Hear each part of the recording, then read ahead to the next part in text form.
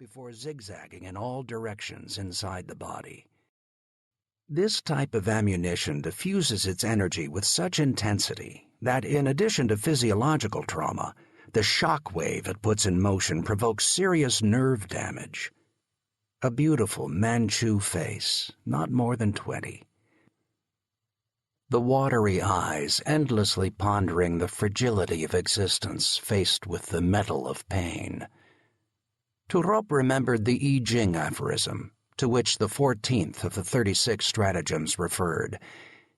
It is not I who seek the young fool seeks me. The 14th stratagem was curiously entitled, Raise a Corpse from the Dead, and went like this. He does not let himself be used who can still act for his own purposes.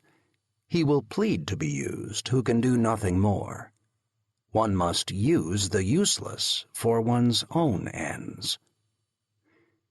In such circumstances, this sermon was no more obscure than another. The agonizing man had served his ends well. Climbing down the embankment, Toorop knew what had to be done. 3 young buzzards had just alighted, croaking, next to the body. Not paying it the slightest attention, they started furrowing into the olive-green jacket, boring through the cloth with a single honed stroke, to recover a piece of bloodied meat they'd gulped down with a jerky head gesture. Toorop had a clear vision of the condemned man's ultimate reflex movement, trying to delay his end. The carcass shuddered. A trembling hand attempted in vain to raise itself from the earth and scribbled upon it an illegible message. For an instant, Toorop considered the natural process occurring. His gaze didn't even try to avoid the bloody rosette constellating the soldier's abdomen where the birds were working, or on the orange-yellow earth around him, the black puddle with crimson contours that the rocky moor drank up avidly. As he approached, one of the buzzards, flapping his wings, let out a dissatisfied croak and straightened into a posture of aggressive ostentation. The 2 others continued to feast on the man's stomach, impassively wading in a carpet of blood, spongy tissue, and intestine parts.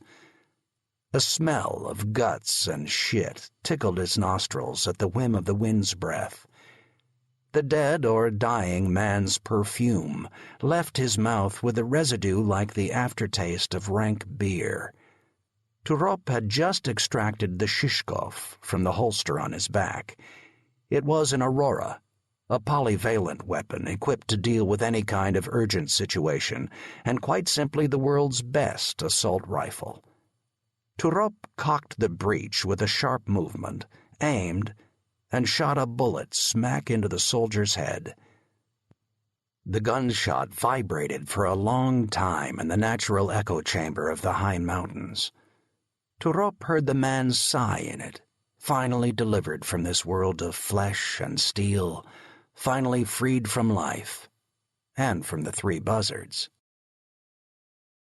As the birds of prey fired off toward the raw dusk sky, wings bloodied, and the shot's echo resonated in the immense space before him, Toorop thought a passage from Rumi or a verse from Dead Man Walking was in order. But he felt a sweet vibration running along his thigh, cutting short his flow of thoughts. His hand plunged into the pocket of his battle dress and emerged armed with a small Motorola GPS cell phone. The LCD screen flashed a message from General Command, informing him of the presence of Chinese drones in the sector. It was alphanumeric, encrypted by a special CIA program that those PLA number-crunching shitfaces could keep trying to decode. Even their highly parallel processing Fujitsus, developed with Yakuza funds in Sichuan underground factories, couldn't touch it.